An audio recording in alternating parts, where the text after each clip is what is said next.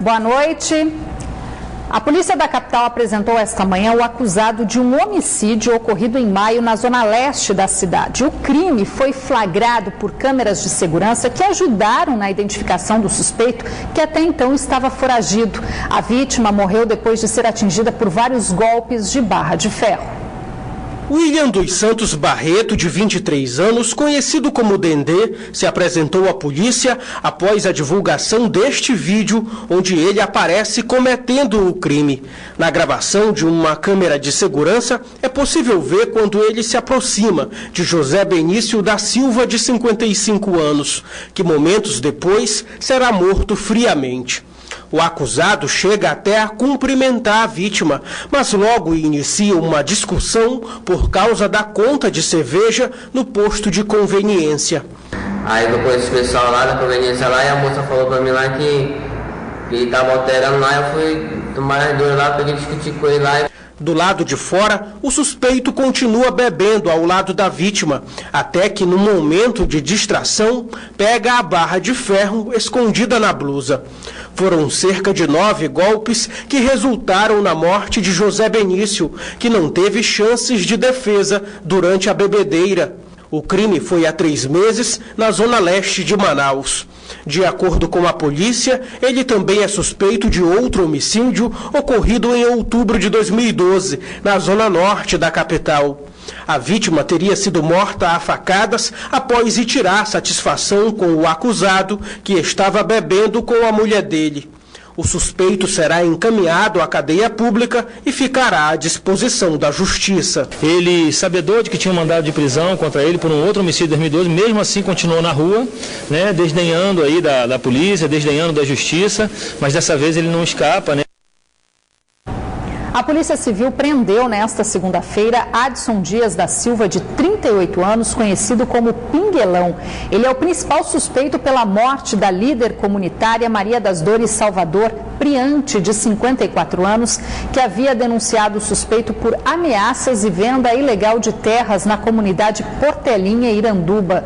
O corpo da vítima foi encontrado na última quinta-feira em um ramal em Manacapuru.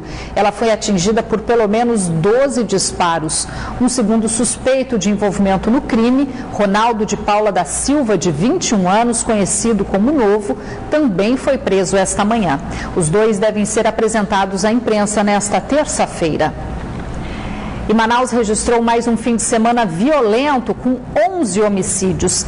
E um mês após o assassinato de 35 pessoas na capital em apenas 3 dias, nenhum suspeito pelos crimes ainda foi preso. Em mais um fim de semana violento em Manaus, foram registrados 11 homicídios entre a noite da última sexta-feira e a tarde deste domingo. A maioria dos crimes ocorridos em diferentes zonas da capital foi por arma de fogo. Os registros só engrossam as estatísticas na capital e mobilizam a polícia, que trabalha para elucidar os casos. Já a série de assassinatos que assustou a população e que até ganhou repercussão internacional completa um mês ainda sem uma resposta das autoridades de segurança pública.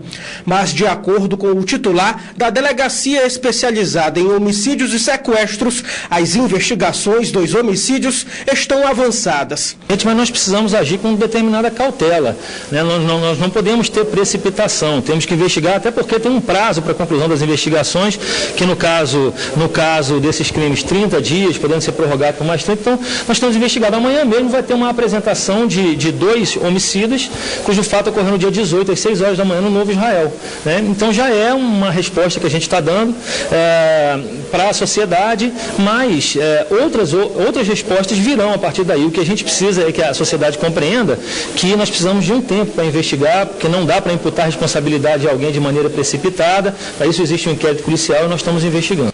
O delegado ainda falou das dificuldades no trabalho pela falta de testemunhas. Pelo menos 1/3 desses casos, na ordem de 12 a 15 ocorrências, nós já temos autores identificados, temos autores qualificados, precisamos em alguns fortalecer a suspeição, alguns pedidos de prisão, inclusive, já estão sendo providenciados, encaminhados ao fórum. Outros casos a gente encontra dificuldades, porque as testemunhas sequer se prestam a comparecer à delegacia. Agora, isso também não não impede que a gente continue investigando de outras maneiras. Nós precisamos investigar. Estamos fazendo isso dentro dos prazos, com os recursos que nós temos, e esperamos dar as respostas devidas para a sociedade. Após a morte do sargento da Polícia Militar, Afonso Camacho Dias, no dia 17 de julho, foram registrados 35 assassinatos por arma de fogo em Manaus, segundo a Secretaria de Segurança Pública do Estado. A SSP até anunciou uma força-tarefa, junto com o Ministério Público, para investigar os homicídios. A suspeita de que os crimes possam ter ligação com o latrocínio do sargento da PM ou ainda terem sido motivados pela rivalidade de facções criminosas que atuam dentro e fora dos presídios. Apenas um suspeito pela morte do PM segue foragido. Insatisfeitos com o atual cenário político e econômico do país, mais de 6 mil pessoas voltaram às ruas de Manaus neste domingo para pedir a saída da presidente Dilma Rousseff. A manifestação foi considerada tranquila pela Polícia Militar, sem registro de brigas ou vandalismo. Aos poucos, as ruas de Manaus ganhavam cores azul, verde e amarelo. A manifestação contra a corrupção também estava na alma, no rosto de cada manauara, até daqueles que pouco sabem de política, mas querem ter um futuro promissor pela frente. Por incrível que pareça, o meu filho ele tem 7 anos, mas ele já acompanha. Inclusive, ele protesta, ele quer muito que a Dilma saia. Eu quero que a presidente Dilma saia. E como em toda manifestação, tem aqueles que passam seu recado, seja lá como for. Vale até o inusitado. Não somos animais para ser tratado como tais. Vai meu recado aí para toda a nação brasileira aí que é para estar na rua como nós aqui, hein? A concentração aconteceu em 2 pontos. No centro histórico da cidade, de onde saiu a maioria dos manifestantes, e também na Djalma Batista.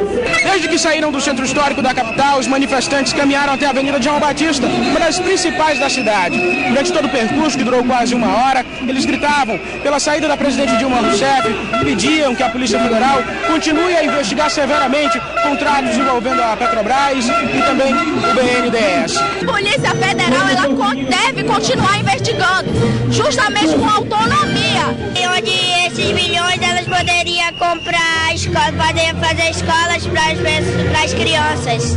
Assim como durante os discursos de integrantes do Partido dos Trabalhadores na televisão, pessoas também trouxeram as panelas para as ruas e fizeram muito barulho. Tentavam de alguma forma mostrar sua insatisfação. No carro de som, todos tinham direito de falar. O explorador está à esperança do povo. Mas na rua, apenas com uma guitarra, um contrabaixo e um microfone, a forma de protesto era propriamente amazônica. Toadas dos bois Garantido e Caprichoso viraram paródias.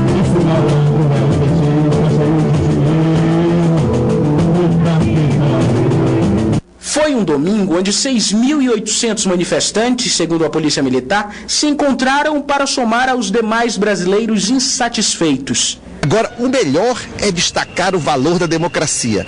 Quer dizer, graças à democracia e às instituições democráticas que nos permite fazer isso. Aqui em Manaus, um documento com assinaturas foi elaborado pelos organizadores pedindo o impeachment da presidente Dilma.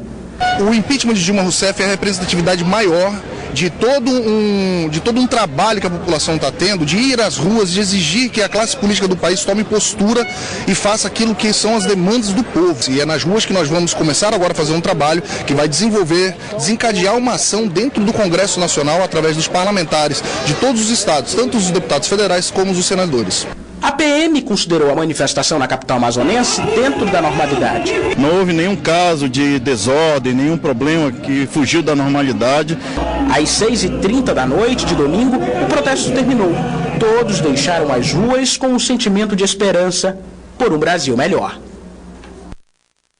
O que se viu nas ruas foi mais um exemplo de livre manifestação, mas assim como em outras capitais, os protestos deste domingo em Manaus não ganharam a adesão esperada pelos movimentos sociais. Mesmo diante da crise financeira e dos escândalos de corrupção que assolam a política nacional, a insatisfação popular com o atual governo não atinge a maioria da população.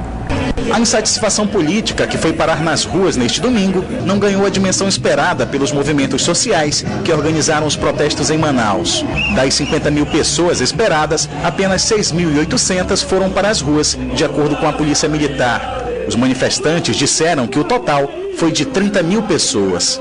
Para este sociólogo, a baixa adesão ao movimento que pede a saída da presidente Dilma Rousseff se deve ao fato de que a insatisfação afeta apenas uma pequena fatia da população, a dos mais politizados. Somos considerados um povo analfabeto político. Então, pouco do pessoal que tem essa luz política, esse conhecimento político, o que acontece? Ontem, pelo menos aqui em Manaus, estava 40 graus à sombra. O pessoal preferiu ir para os balneários, para as áreas de refrescar a memória, refrescar o corpo, do que se aglomerar nas áreas do movimento social. Então isso ajudou a esvaziar um pouco. Mesmo diante de tantos escândalos de corrupção, ele não acredita que os protestos consigam derrubar o mandato da presidente ou fazer com que ela renuncie. Eu penso até que seria um pouco antidemocrático. Nós temos de pagar as consequências pelos nossos erros. Nós a elegemos, então, aos troncos e barrancos, vamos cumprir a proposta democrática. Para o deputado federal Paulderney Avelino, do Partido Democratas, que faz oposição ao governo de Dilma Rousseff, o caminho para a saída do atual governo é a inconsistência na prestação de contas que será analisada pelo TCU. Desrespeitou a lei de responsabilidade fiscal, desrespeitou a lei orçamentária da União, e isso é passível de cassação. Portanto, ela poderá sofrer o impeachment a partir desse julgamento. No dia 20 de agosto, uma manifestação pró-Dilma Rousseff deve ganhar as ruas das principais cidades do país. Serão retomados nesta terça-feira em Brasília os trabalhos na CPI do BNDES, presidida pelo deputado federal pelo Amazonas, Marcos Rota. Na quinta-feira, os deputados devem ouvir o atual presidente do banco, que se ofereceu para prestar esclarecimentos. De acordo com o presidente da CPI, deputado Marcos Rota, do PMDB do Amazonas, a reunião desta terça-feira é deliberativa.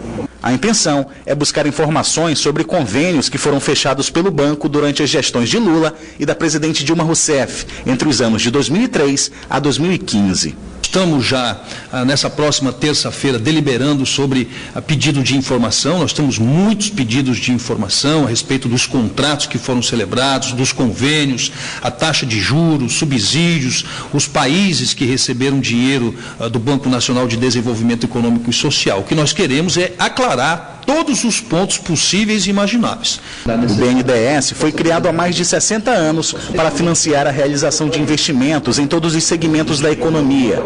A Comissão Parlamentar de Inquérito, formada por 27 deputados federais, apura se empréstimos contrários ao interesse público foram realizados nos últimos anos.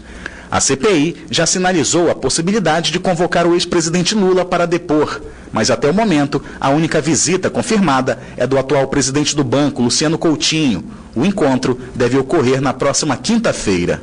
Nós temos pedidos lá de convocação de muitas pessoas, né, de presidentes do BNDES, de antigos presidentes, vice-presidentes, empresários, donos de empresas, ex-presidente da República, mas nós vamos tratar todos os casos com muita cautela e com muita responsabilidade, né? Nós não podemos transformar as ações da CPI em algo que seja partidário, né? Nós temos que ser apartidários nesse momento, não termos nenhum tipo de bandeira política ou ideológica, porque isso, sem dúvida alguma, vai contaminar os trabalhos da CPI. Um motociclista de 21 anos morreu agora à tarde depois de ser atingido por um ônibus na Avenida Itaúba, bairro Jorge Teixeira, zona leste de Manaus. Segundo informações do sindicato que representa as empresas do transporte coletivo, a vítima teria tentado desviar de um micro-ônibus. Por meio de nota, o Sinetran informou que no momento do acidente o ônibus trafegava a uma velocidade de 25 km por hora e que a empresa está prestando toda a assistência à família da vítima. Na tarde de ontem, um mototaxista também morreu depois de ser atingido por um coletivo, também na zona leste da capital. A Defesa Civil do Estado deu início hoje à Operação Vazante, dividida em duas fases. Nesse primeiro momento, 10 mil kits de limpeza estão sendo enviados aos municípios do interior. depois de atingir cotas recordes durante o período da cheia, quando mais de 460 mil pessoas foram afetadas, lentamente os rios no Amazonas vão secando. Agora, em todas as calhas de rio, o regime das águas é de descida. Este ano, Manaus registrou a 4ª maior cheia da história, mas foi no interior do estado que a enchente de 2015 atingiu novos recordes, principalmente nos municípios banhados pelo rio Solimões. Dos 46 municípios que decretaram situação de emergência por conta da cheia no Amazonas, 16 já voltaram à normalidade. Agora começa uma nova fase de ajuda às famílias afetadas, a Operação Vazante. É que quando o rio seca, uma grande quantidade de lixo se acumula nas margens e nas casas localizadas em áreas que foram alagadas. Na capital, cortada por centenas de quilômetros de igarapés, a prefeitura gasta quase R$1 milhão por mês só para conter as alterações produzidas pelo homem que a cada ano condenam esses braços de rio ao desastre. Muita lama no município, muita lama, muita sujeira. Esse é o objetivo da Operação Vazante. Esses mantimentos vão ao encontro da necessidade dessa limpeza, da volta da normalidade. Durante a Operação Vazante, 17 municípios vão ser inicialmente atendidos com 10 mil kits de limpeza e outros 12 mil kits vão ser enviados posteriormente, assim que houver necessidade. E o calor vai continuar em todo o estado nesta terça-feira. Vamos conferir agora a previsão do tempo para a capital e alguns municípios do interior. Os detalhes no mapa.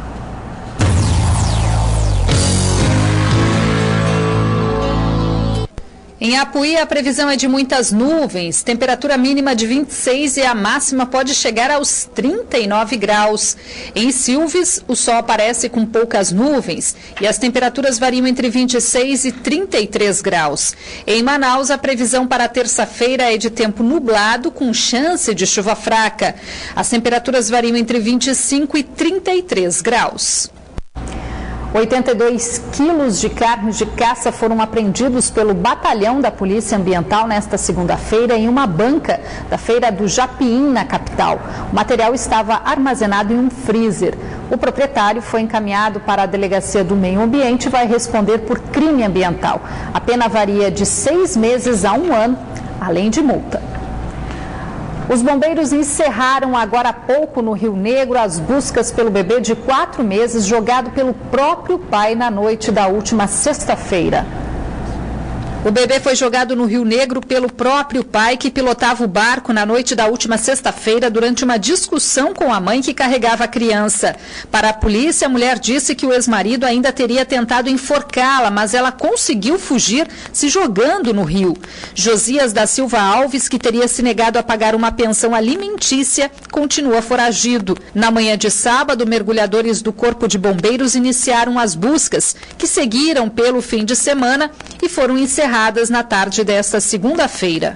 A vítima disse que manteve um relacionamento amoroso com ele durante 1 ano, certo? E se separaram pelo fato do autor ser muito agressivo, tá? E que, fruto desse relacionamento, tiveram uma criança que atualmente estava com 4 meses de idade e toda vez ela vinha para Manaus para receber o dinheiro da pensão alimentícia. Tragédia, né? A partir de hoje, contribuintes com dívidas municipais terão a oportunidade de quitar os débitos de qualquer imposto ou taxa municipal à vista ou parcelado sem o acréscimo de juros e multas. O mutirão Dívida Zero, lançado pela Prefeitura, também tem como objetivo permitir que o consumidor limpe o nome na praça. De acordo com dados da Prefeitura, mais de 400 processos tramitam hoje nas varas da dívida ativa municipal. O valor correspondente aos débitos já soma cerca de 2 bilhões de reais. Mas, a partir desta segunda-feira, contribuintes inadimplentes com o fisco municipal poderão negociar com descontos de até 100% nos juros e multas para pagamentos de dívidas com IPTU, alvará e imposto sobre serviço de qualquer natureza, ISS. O valor devido também poderá ser parcelado em até 4 vezes, porém com percentuais menores de desconto. A medida não vale para os contribuintes com débitos correntes deste ano. O objetivo também é permitir que o contribuinte limpe o nome para voltar a ter acesso ao crédito. Isso é muito importante para aquele cidadão preocupado em ter o seu nome positivo, para aquele cidadão que precisa dar o exemplo à sua família, precisa dar o exemplo a seus filhos e precisa continuar fazendo os seus negócios na cidade. Hoje, qualquer crédito que você vai buscar, você tem os institutos de créditos informando sobre a sua situação e a Prefeitura, nesse momento, faz a sua parte, chamando a sociedade amazonense para esse exercício de cidadania que nós não temos dúvida é altamente benéfico para todos nós. A negociação só será feita até o dia 18 do próximo mês. O prefeito Arthur Neto falou da importância da medida diante da crise econômica que o país atravessa. Porque a prefeitura tem que fazer receitas a mais. O devedor tem condições excepcionais de pagamento. E o povo se beneficia porque passa a ter serviço de melhor qualidade com recurso que se amealha a partir de uma dívida. A nossa dívida ativa ela é de 2,3 bilhões. Nós estamos trabalhando com uma coisa que é bastante realista e bastante modesta até o final do ano, 62 milhões de reais, para nós podermos dar conta de uma porção de coisas importantes, pagamentos relevantes e obras da cidade. E para negociar, o contribuinte pode procurar os PACs da Cidade Nova, São José, Compensa e Galeria dos Remédios, no centro da capital, ou ainda o posto da Semef Atende, no bairro Praça 14. A negociação também pode ser feita pelo site da Prefeitura. No próximo dia 19 de agosto é comemorado o Dia Internacional da Fotografia e o SENAC em Manaus preparou uma programação gratuita com palestras, oficinas e exposições para profissionais e amadores. E quem traz os detalhes dessa dica é o Neto Cavalcante. Atenção você que gosta de fotografia, seja amador ou profissional. Na semana que vem o SENAC vai promover a primeira semana de fotografia em comemoração ao Dia Internacional da Fotografia, dia 19 de agosto. Ao meu lado, o professor Jonathan Perroviac, professor de fotografia do SENAC. Como é que está a programação para esse evento? Qual é o público-alvo dessa primeira semana de fotografia? Bom, o evento ele visa trazer todo o público para se aproximar da fotografia. Então teremos palestras, oficinas, inclusive uma oficina muito interessante que é a revelação analógica em preto e branco com o Carlos Navarro, que é um profissional de fotografia que tem mais de 50 anos no mercado. E as outras palestras envolvem tanto para o público que quer seguir no fotojornalismo, como quer seguir em fotos autorais, e oficinas também tanto na área de manipulação de imagem como tratamento de imagem já arte final. Como é que faz para escrever? Todas essas palestras, essas oficinas são gratuitas, né? Sim, são gratuitas. Nós vamos só arrecadar alimento não perecível para instituições de caridade. Então, basta você entrar no site do SENAC, que é o am.senac.br. Lá nós temos o banner do evento e temos o site para inscrição. Você traz somente 1 quilo de alimento para o evento todo. Todos os eventos, palestras, são gratuitos. Muito obrigado, Jonathan, pelas informações. Olha, ele citou o Carlos Navarro. O Carlos Navarro é um fotógrafo renomado aqui da região. Tem um projeto em parceria com a Band Amazonas chamado Ecos Amazônicos. Você pode conferir aí algumas das imagens de Carlos Navarro. E só lembrando, primeira semana de fotografia do SENAC entre os dias 19 e 21 de agosto. Neto Cavalcante para o Band Cidade. O governo do estado lançou hoje o Plano Safra, um investimento que ultrapassa os 360 milhões de reais para o setor primário. A ideia é acabar com velhos problemas da região, como recuperação do solo, subsídio para maquinário e também a recuperação de ramais para melhorar o escoamento da produção rural.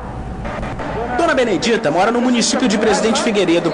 Ela é líder de uma associação de agricultores. Vive no dia a dia uma realidade de muito sacrifício quando precisa escoar a produção. Nós temos um problema no ramal de as ladeiras ser muito altas, entendeu? Aí os caminhões não têm condições de subir carregado. O governo pretende destinar 200 milhões de reais para a recuperação das vicinais até o ano que vem. São as vicinais de áreas produtoras, como principalmente o entorno de Manaus, os grandes municípios e o sul do Amazonas, certo? Então nós estamos comprometendo esse recurso para poder dar vazão à vicinal. Este e outros benefícios estão no Plano Safra do governo do estado, um pacote de investimentos de 362 milhões de reais ao setor primário. Do montante, 9,5 milhões serão destinados à solução de um problema que seu Pedro enfrenta na plantação de mandioca e pimentão. É que o solo da região amazônica é considerado muito ácido. É preciso calcário para deixar a terra fértil. Preciso calcário. Então, se o calcário colocar o calcário, a planta vai desenvolver, vai produzir muito mais. O agricultor cadastrado que for usar na plantação dele o calcário, o governo vai subsidiar o preço em 50%. E o calcário chega muito caro para o produtor por causa do transporte. Esse calcário chegou ao município de Itacoatiara a R$400. O Estado vai pagar R$200 lá no município para que esse valor possa ajudar os produtores no sentido de calcariar. O plano vai atender aproximadamente 8 mil produtores rurais. Uma das principais propostas é melhorar a qualidade do setor primário, com subsídio de 85% para grupos de produtores rurais que precisam de tratores e caminhões. Além disso, vai ser estimulada a criação de agroindústrias para o beneficiamento de peixe liso no Alto Solimões e um mercado competitivo na criação de peixe em cativeiro. O Plano Safra apresentado hoje vai valer para os anos de 2015 e 2016. Vai beneficiar também aqueles agricultores que vivem em áreas alagadas, como essa daqui. São 6 meses do ano com a água encobrindo tudo. Ou seja, os outros 6 meses é quase que uma corrida contra o tempo para plantar, colher, vender e daqui tirar o sustento do ano todo. Esses produtores, com acesso a esse programa, eles vão poder produzir na terra firme. É lógico que isso é uma opção do produtor. Certo? Por quê? Porque a várzea é muito convidativa, não só pela oferta de alimentos, mas também porque é uma terra muito rica. Durante o lançamento do Plano Safra, também foram assinados um protocolo de intenções para a revitalização da produção de fibras de juta e malva no Amazonas, além de um termo entre Senar e Universidade do Estado para a formação de produtores rurais em cursos de empreendedorismo. O governador do estado aproveitou a coletiva de imprensa para mostrar insatisfação com a decisão do governo federal de vetar a aquisição de empréstimos para todos os estados brasileiros. Eu tenho consciência dos problemas que vive o país, eu tenho essa consciência, mas eu fiz o meu dever de casa, né? Eu apertei meu cinto, criei as condições e nem estou pensando mais em crise, estou pensando em avançar. Então não é justo que eu que fiz isso possa ficar no mesmo cesto que outros que não tiveram a coragem de fazer. José Melo ainda disse que o senador Omar Aziz está em Brasília para tentar marcar uma reunião com a presidente Dilma e o ministro da Fazenda, Joaquim Levy. Caso os empréstimos sejam dificultados, obras como a da cidade universitária, o Rodoanel, duplicação da M10 até Itacoatiara e a construção de moradias para pessoas de baixa renda podem ser prejudicadas. A gente fica por aqui, boa noite, até amanhã.